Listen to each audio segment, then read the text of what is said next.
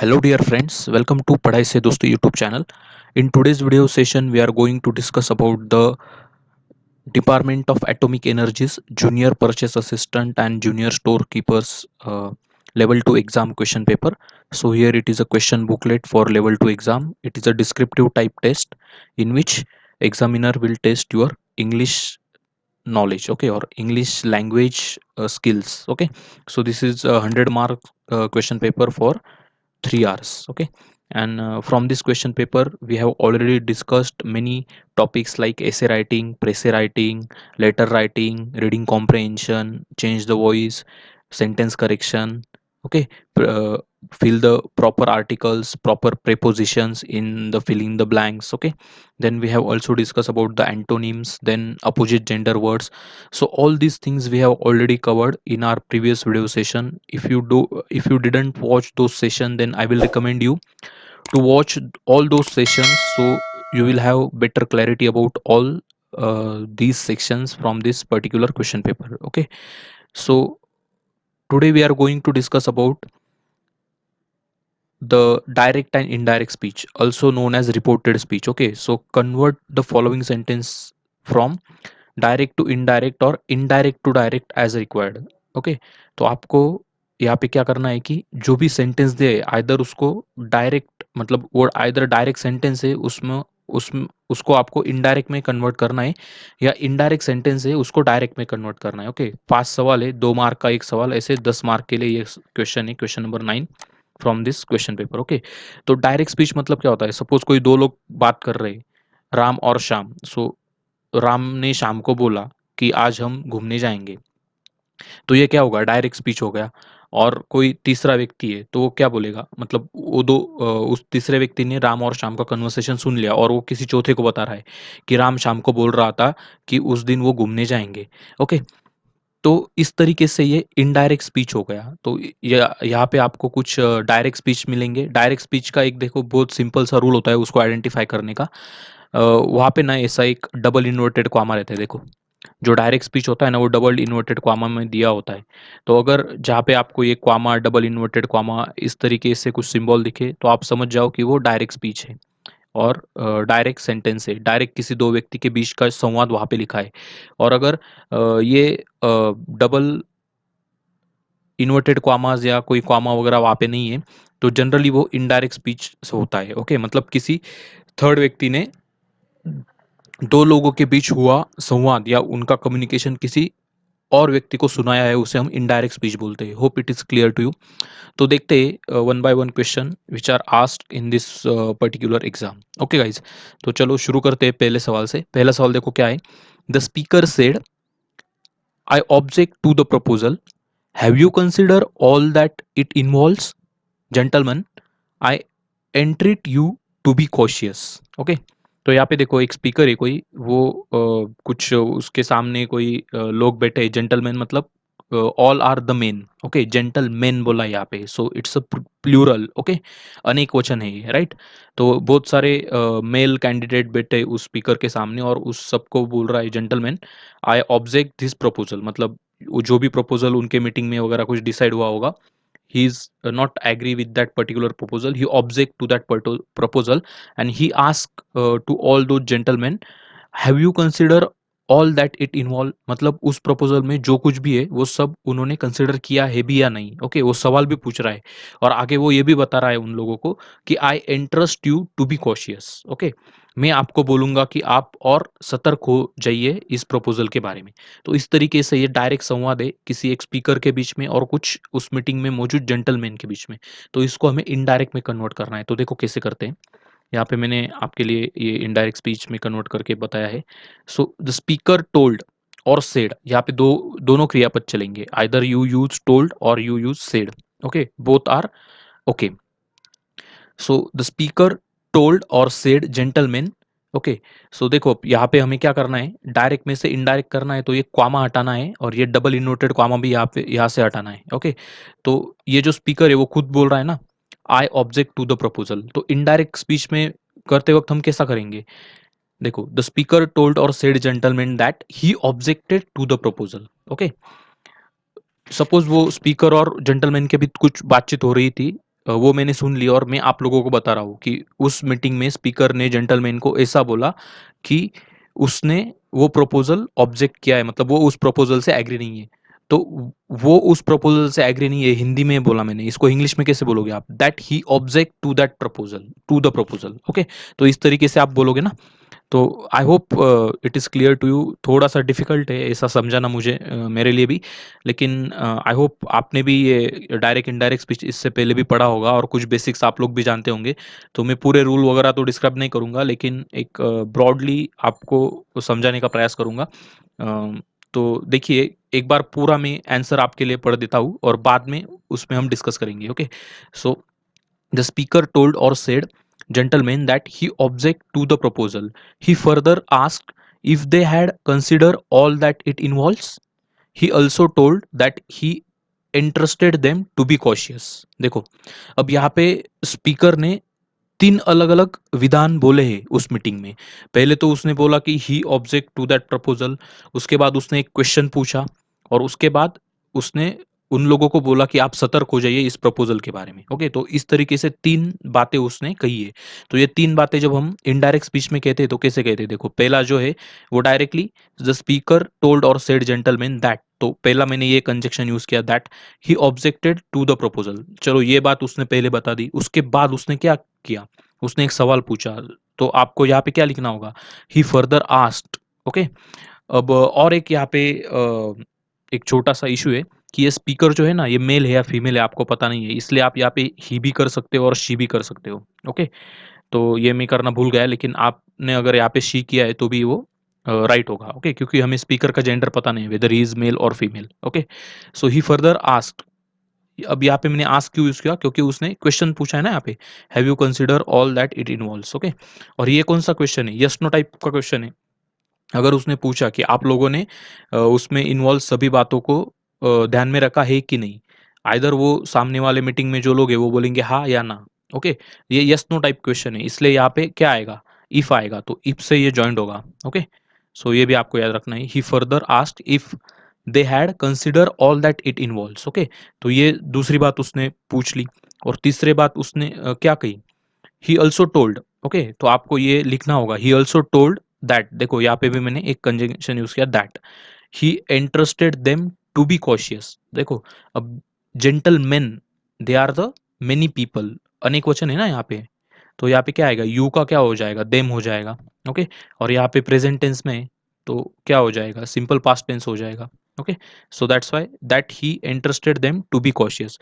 दोस्तों, मुझे आशा है कि आपको ये अच्छे से समझ में आया होगा, डायरेक्ट में से इनडायरेक्ट हमने कैसे चेंज किया। अगर फिर भी आपको ये समझ में नहीं आता है तो मैं आपको रिकमेंड करूँगा कि जो भी बेसिक रूल है डायरेक्ट टू इनडायरेक्ट कन्वर्जन के, उसमें क्या-क्या होता है वो आप एक बार पढ़ लो। कोई भी ग्रामर का किताब छोटा-सा उठा लो, नहीं तो यूट्यूब पे कोई भी डायरेक्ट इनडायरेक्ट स्पीच के रिलेटेड कोई छोटा-सा वीडियो देख लो, आपको ये पता चल जाएगा। ओके, ये हम बड़े जो सेंटेंसेस है यहाँ पे, तो सिर्फ़ उसको अब डायरेक्टली मैं डिस्कस करूँगा। ओके, चलो दूसरा सवाल देखते हैं। John asked Mary whether she should be going to Paris for Easter, and when she replied that she would, he ordered to take her there in his car।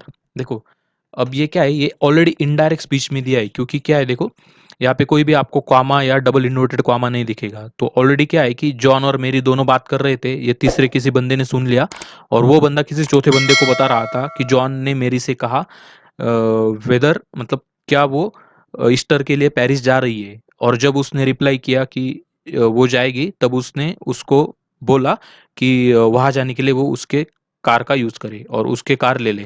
तो इस तरीके का ये इनडायरेक्ट स्पीच ऑलरेडी दिया है, तो आपको क्या करना है? इसको डायरेक्ट में कन्वर्ट करना है। ओके, तो जॉन आस्क्ड टू मेरी, देखो यहाँ पे आस्क्ड बोला है ना, इसका मतलब क्या है कि उसने कुछ सवाल पूछा है, और यहाँ पे वेदर से जोड़ा है, इसका मतलब क्या है कि ये WH टाइप का सवाल हो सकता है, या नहीं भी हुआ तो भी यहाँ पे वेदर से जोड़ा है और यहाँ पे आस्क्ड पूछा है, तो ये एक प्रश्न है, प्रश्न पूछा है उसने, राइट। और यहाँ पे WH जैसा हमें कुछ दिखाई नहीं देता, क्योंकि यहाँ पे देखो आगे उसने क्या बोला है कि when she replied that she will, मतलब उसने जस्ट बोला या आई विल, मतलब मैं जाऊंगी वहां पे। तो she just said like yes और no, but she didn't use that word yes और no, that's why here they have used whether. Okay, so ये भी छोटी छोटी बातें आपको याद रखनी है यहाँ पे। तो देखो इसका कन्वर्जन किस तरीके से होगा। John said to Mary, comma, in double inverted comma, shall you going to Paris for Easter, question mark, again question mark के बाद I will, Mary said to John, okay, full stop, double inverted comma, take my car to go there, said by John. तो इस तरीके से इसका direct speech होगा। देखो बहुत इसमें थोड़ा सा ट्रिकी है ये, इनडायरेक्ट टू डायरेक्ट करना। एक मतलब एक बार ये सही होता है कि डायरेक्ट टू इनडायरेक्ट करना थोड़ा इजी होता है, लेकिन इनडायरेक्ट टू डायरेक्ट करना थोड़ा सा डिफिकल्ट होता है, क्योंकि क्या है कि किसी तीसरे बंदे ने चौथे बंदे को बताया कि इनिशियल दो बंदों में क्या बातचीत हो रही है, और फिर से हमको वो तीसरे बंदे का स्टेटमेंट जो है वो पहले दो बंदों के बीच में जो कन्वर्सेशन हुआ उस फॉर्म में लिखना होता है। ओके, तो थोड़ा-सा डिफ़िकल्ट होता है, लेकिन आई होप आप लोग समझ गए होंगे। इतना भी डिफ़िकल्ट नहीं है कि समझ में ही ना आए, ओके? तो थोड़ा-सा यहाँ पे दिमाग लगाओ। John asks Mary whether she should be going to Paris for Easter. देखो जब शुड यूज़ होता है ना, तो आप यहाँ पे विल भी यूज़ कर सकते हो और शाल भी यूज़ कर सकते हो। तो मैंने यहाँ पे शाल यूज़ किया है, आप यहाँ पे विल भी यूज़ कर सकते हो। Will you going to Paris for Easter, ऐसा भी आप लिख सकते हो। फिर बाद में मेरी यूज़ करती है आई विल। ओके, तो आई विल के बाद ये किसने बोला है आई विल? ये मेरी ने बोला है ना। जब देखो आप जब कोई स्टोरी बुक पढ़ते हो ना, तो यहाँ पे वहाँ पे लिखा होता है राजा ने प्रधान से कहा। ओके, फिर राजा ने जो कहा वो डबल इन्वर्टेड कॉमा में होता है। ओके, वो सेंटेंस कंप्लीट हो जाने के बाद प्रधान ने बोला, फिर प्रधान ने क्या बोला वो फिर से डबल इन्वर्टेड कॉमा में होता है। तो स्टोरी बुक में ऐसा होता है ना, वो डायरेक्ट स्पीच होता है। लेकिन वो स्टोरी कोई तीसरा बंदा अगर कह रहा है उसके बुक में, तो वो इनडायरेक्ट स्पीच का यूज़ करता है। तो इस तरीके से थोड़ा-सा आपको कोरिलेट करके इन सवालों को सॉल्व करना पड़ेगा। आई होप ये सेकंड सवाल का जवाब भी आपको पता चल गया होगा। सो एक बार फिर से मैं पूरा दोहराता हूँ आपके लिए। जॉन आस्क्ड मेरी whether she should be going to Paris for Easter, and when she replied that she would, he ordered to take her there in his car. Okay, तो देखो किस तरीके से होगा। John said to Mary, shall you going to Paris for Easter, I will, Mary said to John, take my car to go there, said by John. Okay, तो इस तरीके से ये होगा। उसके बाद थर्ड वन देखते हैं। Prospero said, can you remember a time before you came come to this cell, I think you can not, for you were not then 3 years of age, certainly I can sir, replied Miranda. Okay, तो इस तरीके से ये कुछ direct speech है, हमें इसको indirect में कन्वर्ट करना है। तो देखो कैसे करेंगे। सबसे पहले इसमें क्या क्या दिया है वो आपको ध्यान में रखना है। ओके, सो यहाँ पे प्रोस्पेरो और मिरिंडा ये दो व्यक्ति है। अब ये प्रोस्पेरो नाम से तो थोड़ा सा मेल जैसा नाम लग रहा है, इसलिए मैंने इसको मेल कंसिडर किया। लेकिन ये मिरिंडा जो है ये तो हमारे यहाँ कोल्ड ड्रिंक का नाम होता है, लेकिन जो भी हो ये मेल भी लग रहा है और फीमेल भी लग रहा है, इसलिए मैंने जहाँ पर भी इसके रिलेटेड कोई सर्वनाम यूज़ किया है, प्रोनाउन यूज़ किया है, तो उसके लिए मैंने ही और शी दोनों में दोनों रखा है वहाँ पे। ओके, तो पहले तो वो क्वेश्चन पूछता है, उसके बाद में वो बताता है कि मेरे ख्याल से तुझे वो याद नहीं होगा, क्योंकि you are not then 3 year old, तब तू 3 साल का भी नहीं था। तो इस तरीके से ये मिरिंडा को कुछ बोलता है, और मिरिंडा फिर बोलती है कि डेफिनेटली आई कैन सर, मतलब definitely she can remember, she और he can remember something. Okay, so likewise ये पूरा डायरेक्ट स्पीच है। इसको इनडायरेक्ट में देखो हम कैसे करेंगे। प्रोस्पेरो सेड और आस्क दोनों में से कोई भी चलेगा, लेकिन मोर परफेक्ट होगा आस्क। क्यों आस्क होगा? क्योंकि उसने सवाल पूछा है ना पहले, राइट? तो सेड भी चलेगा, लेकिन ask is a more correct word. Okay, Prospero ask Miranda if, अब यहाँ पे मैंने इफ क्यों लिखा है, क्योंकि यहाँ पे देखो यस नो टाइप क्वेश्चन है ना। Can you remember, so whether she will say yes I can और लाइकवाइज ना। So it's again a yes no type question, that's why I added here if. Okay, आप यहाँ पे weather भी add कर सकते हो, क्योंकि ऐसा कोई हार्ड एंड फास्ट रूल नहीं है, क्योंकि ये perfectly yes no type question नहीं है। वो यस आई कैन भी बोल सकती है, राइट, या आई कैन इतना भी बोल सकती है, यस डाल भी सकती है, नहीं भी डाल सकती है, जो मिरिंडा आंसर करेगी तब। सो यहाँ पे इफ भी चलेगा और वेदर भी चलेगा। Okay, so Prospero asked Mirinda if or whether he or she could remember a time before he or she came to that cell. देखो अभी यहाँ पे बहुत सारे कन्वर्जन है। कैन का कूड हो जाएगा पहली बात तो। ये रिमेंबर प्रेजेंट, सिंपल प्रेजेंट में, इसको सिंपल पास्ट में करना होगा। ओके, यू का फिर क्या होगा, ही और शी होगा, क्योंकि ये मिरिंडा का जेंडर हमें पता नहीं वेदर ही इज मेल और फीमेल। केम का ये पास्ट ही रहेगा, राइट, केम, वेदर, सॉरी ये केम का केम रहेगा, धिस का दैट हो जाएगा। ओके, तो देखो इस तरीके से मैंने यहाँ पे कन्वर्ट किया है। प्रोस्पेरो सेड और आस्क मिरिंडा इफ ही और she could remembered a time before he और she came to that cell, this का दैट सेल हो जाएगा। Also added that he thought he और she could not, for he और she had not then 3 years of age. Okay, तो उसने further क्या add किया कि उसको लगता है कि वो कुछ याद नहीं कर पाएगी क्योंकि वो 3 साल से भी छोटी थी उस टाइम पे। ओके, सो इसको इनडायरेक्ट में कैसे करोगे, also added that he thought he और she could not, for he और she had not then 3 years of age. मुझे इस सेंटेंस में थोड़ा सा डाइसी लग रहा है, क्योंकि इसको परफेक्टली कैसे कन्वर्ट करना है ये मैं भी अच्छे से कर नहीं पाया हूँ, इसलिए मैंने जैसा था वैसा ही उसको सिर्फ कन्वर्ट करके लिखा है। तो इसमें कुछ वेरिएशंस आ सकते हैं, बहुत सारे बच्चों को इस पर्टिकुलर सेंटेंस के ऊपर ऑब्जेक्शन हो सकता है। फिर भी मैं कहूँगा कि थोड़ा बहुत इधर उधर चलता है, क्योंकि ये बहुत बड़ा सेंटेंस है। और डायरेक्ट इनडायरेक्ट स्पीच में यही खासियत है कि आप 2-3 प्रकार से इसको कन्वे कर सकते हो। हर एक व्यक्ति का इनडायरेक्ट स्पीच में कन्वर्ट करने का कुछ स्टाइल अलग होता है। ओके, लेकिन बहुत ड्रास्टिक चेंजेस नहीं आएंगे, थोड़े वर्ड इधर उधर हो सकते हैं, थोड़ा वर्ब उसमें जो भी मतलब आपने यूज किए थोड़ा इधर उधर हो सकता है, लेकिन उसका जो फॉर्म है, मतलब सिंपल प्रेजेंट है तो वो कन्वर्ट होके सिंपल पास्ट में ही होगा। वो आप परफेक्ट पास्ट वगैरह ऐसा नहीं कर सकते उसको। ओके, तो ये आपको ध्यान रखना है। उसके बाद मिरिंडा रिप्लाइड विथ सर्टनटी। देखो अब मैंने ये विथ सर्टनटी वर्ड यहाँ पे यूज किया, क्यों यूज किया, क्योंकि यहाँ पे देखो मिरिंडा क्या बोल रही है, मिरिंडा रिप्लाइड सर्टनली। सर्टनली मतलब क्या, कि उसे डेफिनेटली कुछ तो याद है, वो she is replying with some certainty. Okay, तो ये भी आपको याद रखना है। Okay, so Miranda replied with certainty that he और शी कुड रिमेंबर। अब देखो यहाँ पे आप लोग बोलोगे कि यहाँ पे तो सिर्फ आई कैन लिखा है, आई कैन सर लिखा है, तो सर कहाँ गया, तो सर किसके लिए बोला है, प्रोस्पेरो के लिए बोला है उसने। और व्हाट ही और शी कैन, वो क्या क्या कर सकती है, वो रिमेंबर रख सकती है, ये उसने बोला है। सो इसलिए आपको यहाँ पे रिमेंबर्ड ऐड करना पड़ेगा, सर निकाल के, दैट ही और शी कुड रिमेंबर। तो इस तरीके से ये उसका इनडायरेक्ट स्पीच होगा। देखो मैं एक बार फिर से पूरा पढ़ता हूँ ताकि आप अच्छे से समझ जाओ।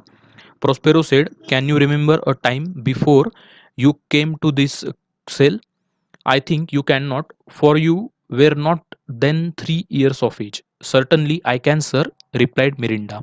Okay, so Prospero said or asked Mirinda if he or she could remember a time before he or she came to that cell.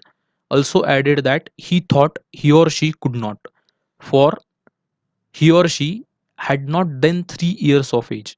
Mirinda replied with certainty that he or she could remember. Okay, hope it is clear to you. Let's move toward the next one.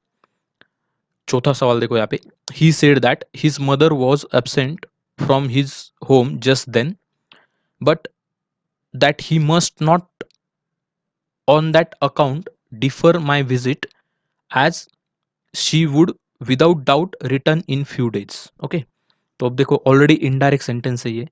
Okay, तो थोड़ा सा dicey है, बहुत मतलब थोड़ा मतलब बहुत dicey है, आपको 2-3 बार उसको अच्छे से पढ़ना होगा, समझना होगा कि उसमें बताया क्या है। देखो कोई दो लोगों के बीच में बातचीत है, देखो कोई दो दोस्त है सपोज, एक है राम एक है श्याम, तो राम श्याम को बोल रहा है कि तो राम और श्याम, सपोज मुझे उनके नाम नहीं पता, तो मैंने क्या बोला तीसरे व्यक्ति को बोलते वक्त, उसने उसे कहा कि उसकी मदर, उसकी माँ घर पे नहीं है, लेकिन वो फिर भी उसके घर आ सकता है, क्योंकि उसकी माँ डेफिनेटली कुछ दिन में वापस आने वाली है। ओके, तो इस तरीके से वो बता रहा है थर्ड व्यक्ति किसी और व्यक्ति को। सो that's why it is a indirect speech. अब इसको डायरेक्ट में कैसे करते हैं देखो, बहुत सिंपल है। दो व्यक्ति के बीच का सवाल है, ही और आई बोला इसने, right, I must not on that account differ my visit, मतलब क्या, उसने मुझे बोला, तो इस तरीके से ये आएगा ना। So that's why he said to me, right now my mother is not at home but you must come because she will definitely return in few days. Okay, तो इस तरीके से ये होगा। देखो अभी यहाँ पे क्या बोला है, his mother was absent from home just then यहाँ पे यूज किया है। तो जस्ट देन निकाल के आपको क्या करना है, जस्ट देन मतलब इस समय, मतलब उस समय उसकी मदर घर में नहीं थी, इसका मतलब वो डायरेक्ट स्पीच में किस तरीके से बोला होगा, थोड़ा इमेजिन करो। He said to me right now my mother is not at home, तो इस तरीके से बोलेगा ना वो, राइट नाउ। जस्ट देन का मतलब क्या हुआ, right now. Okay, but he but that I must not on that account differ my visit, लेकिन उसने उसको क्या बोला कि उस वजह से तुम घर आना मत छोड़ना, you can come at my home. Okay, तो ये आगे ऐड किया है, but you must come because she will definitely return in few days, क्योंकि उसने बोला कि ठीक है तुम आ सकते हो, क्योंकि डेफिनेटली देखो यहाँ पे क्या बोला है, विदाउट डाउट। विदाउट डाउट मतलब क्या, डेफिनेटली। अब देखो इनडायरेक्ट स्पीच में ऐसे वर्ड यूज करने होते हैं क्योंकि तीसरा व्यक्ति किसी चौथे व्यक्ति को किसी ऑलरेडी हैपन्ड घटना के बारे में बता रहा होता है, इसलिए विदाउट डाउट के लिए हमने यूज किया है डेफिनेटली। ओके, यहाँ पे आप सर्टनली भी यूज कर सकते हो, और कोई सिमिलर वर्ड भी यूज कर सकते हो जो कि डेफिनेटली या सर्टनली के लिए आप यूज कर सकते हो। ऐसा भी कर सकते हो आपकी, but you must come because she will confirmly return in a few days. Okay, तो इस तरीके से आप कर सकते हो। I hope it is clear to you. बढ़ते अगले सवाल की तरफ। The teacher became angry with the student and said, why have you again disturb the class in this way? I have told you before that you should be silent when I am speaking. Leave the room and do not return again today. Okay, तो देखो यहाँ पे जो भी teacher है वो गुस्सा हो गई क्लास में जो भी बच्चे उनके ऊपर, और वो उसने बच्चों को 3 सेंटेंस बोली। ओके, जो भी बच्चों को डांटा उसने, तो डांटते समय उसने 3 सेंटेंस बोले। पहला सेंटेंस क्या था, उसने सवाल किया, why have you again disturb the class in this वे? आपने फिर इसी तरीके से क्लास अगेन डिस्टर्ब क्यों किया? ओके, उसके बाद उसने कहा, आई हैव टोल्ड यू, मतलब मैंने आपको कितनी बार कहा है कि जब मैं बोल रही हूँ, मतलब जब मैं बोल रही होती हूँ या हो जब मैं बोल रहा होता हूँ तो आप शांत बैठे रहिए। ये उसका सेकंड सेंटेंस था। और थर्ड वन क्या है, leave the room and do not return again today, अभी के अभी क्लासरूम छोड़ के जाओ और आज फिर से क्लास में ना आना। तो इस तरीके से उसने 3 सेंटेंस बोले। तो पहले इसमें तो उसने सवाल पूछा, दूसरे इसमें उसने एक स्टेटमेंट किया है, जो भी वो कहना चाहती थी वो स्टेटमेंट है, और तीसरे इसमें उसने ऑर्डर दिया है बच्चों को कि just leave the room and don't enter again in the class today. तो इस तरीके से ये 3 सेंटेंस उसने बोले टीचर ने। अब देखो यहाँ पे टीचर है, हमें इसका जेंडर भी नहीं पता whether he is a male और फीमेल। ओके, इसलिए हमने यहाँ पे ही और शी दोनों यूज करना बेटर समझा। तो देखो अब ये कैसे हो सकता है, बहुत लंबा चौड़ा है, थोड़ा पेशेंस के साथ पढ़ो। The teacher became angry with the student and ask whether they had again disturb the class in that way, also added that he or she had told them before that they should be silent when he or she was speaking. Further, teacher ordered them to leave the room and did not return again on that day. देखो अब यहाँ पे हमें क्या क्या change करना है ये देखो। पहले तो ये सेड है, यहाँ पे वाई मतलब कुछ सवाल पूछा है तो सेड का आस्क हो गया। अब यहाँ पे वाई है इसलिए हमने वेदर यूज किया, राइट। कोई प्रश्नार्थक होता है डब्ल्यू एच टाइप क्वेश्चन तो हम वेदर यूज कर सकते हैं। So that's why the teacher became angry with student and ask whether. अब देखो स्टूडेंट तो बहुत सारे, तो यू मतलब क्या होगा, दे हो गया उसका conversion. They had again disturb the class in that way, this का दैट हो जाता है। ओके, इन दिस वे बोला है तो दैट हो जाएगा, और हैव का हैड हो जाएगा क्योंकि ये परफेक्ट प्रेजेंट टेंस है। तो यहाँ पे क्या होगा, परफेक्ट पास्ट टेंस होगा, तो हमने यहाँ पे परफेक्ट पास्ट टेंस कर दिया है। ओके, उसके बाद उसने फिर से कुछ ऐड किया है, मतलब वो जो बोल रही थी फिर से उसने कुछ ऐड किया है। क्या ऐड किया, ये वाला सेंटेंस ऐड किया, आई have told you before that you should be silent when I am speaking. Okay, तो इसके लिए आपको क्या करना पड़ेगा, ऑल्सो एडेड दैट ही और शी हैड टोल्ड। अब यहाँ पे ही और शी क्यों है, क्योंकि आई के लिए, आई मतलब कौन है, वो टीचर है ना, वो टीचर मेल है फीमेल है पता नहीं हमें, तो इसलिए ही और शी मैंने यहाँ पे रखा। ही और she had told them before that they should be silent when he और शी वाज स्पीकिंग। ओके, तो इस तरीके से वो होगा। ओके, वहाँ पे सिंपल प्रेजेंट टेंस है इसलिए हमने सिंपल पास्ट में कन्वर्ट किया उसको। देखो यहाँ पे आई एम स्पीकिंग ये क्या है, simple sorry present continuous tense है, तो यहाँ पे मैंने क्या कर दिया उसको, ही और शी वॉज स्पीकिंग, मतलब पास्ट कंटिन्यूअस टेंस में उसको कन्वर्ट कर दिया। ओके, और लास्ट में क्या बोला उसने, ऑर्डर किया ना बच्चों को, leave the room and do not return again today. तो she ordered, okay, so further the teacher ordered them. Okay, teacher की जगह पे आप यहाँ पे ही और शी ऑर्डर्ड देम ऐसा भी लिख सकते हो, द टीचर ऑर्डर्ड देम ऐसा भी लिख सकते हो, आपकी मर्जी। ओके, चल सकता है, दोनों भी सही है। ऑर्डर देम, देखो अब यहाँ पे दैट नहीं आएगा, क्योंकि जो आज्ञार्थी वाक्य होता है ना, उसको अगर हमें इनडायरेक्ट में कन्वर्ट करना है तो टू यूज करते हैं हम। Okay, so further the teacher order them to leave the room and did not return again on that day. देखो यहाँ पे क्या बोला है उसने, आज क्लास में मत आओ। टुडे मतलब क्या, ऑन दैट डे। जब कोई बंदा तीसरे व्यक्ति को बोलेगा तो वो क्या बोलेगा, उस दिन टीचर ने बच्चों को बोला कि उस दिन क्लास में फिर से ना आने के लिए। ओके, ऑन दैट डे होगा, टुडे का ऑन दैट डे हो जाता है। ओके, और ये डू नॉट है, मतलब सिंपल सिंपल प्रेजेंट टेंस है, तो हमें इसको सिंपल पास्ट टेंस में करना होगा, इसलिए मैंने डिड नॉट रिटर्न बोला है यहाँ पे। Hope guys it is clear to all of you. थोड़ा सा मतलब लंबा चौड़ा सेंटेंस उन्होंने दिया था डायरेक्ट टू इनडायरेक्ट या इनडायरेक्ट टू डायरेक्ट में कन्वर्ट करने के लिए, लेकिन अगर आपको ये रूल्स पता है किस तरीके से सिंपल सेंटेंस को इनडायरेक्ट टू इनडायरेक्ट करते, या कोई सवाल है उसको इनडायरेक्ट में कैसे करते, कोई आज्ञार्थी वाक्य है उसे इनडायरेक्ट कैसे करते, या कोई एक्सक्लेमेटरी सेंटेंस है उसे इनडायरेक्ट स्पीच में कैसे करते, अगर आपने ये पढ़ा होगा, थोड़ा रिवाइज किया होगा, तो डेफिनेटली जो जो भी बातें अभी मैंने आपसे कही, या जो भी हमने अभी ये क्वेश्चन का पूरा एनालिसिस किया, अच्छे से उसको डिस्कस किया, ये आप समझ गए होंगे। और देखो यहाँ पे मैंने जो भी वर्ड्स यूज़ किए या जो भी स्ट्रक्चर यूज़ किया है, अगर आपके आंसर इससे हूबहू मैच भी नहीं हो रहे हैं ना, फिर भी कोई ज़्यादा दिक्कत नहीं है।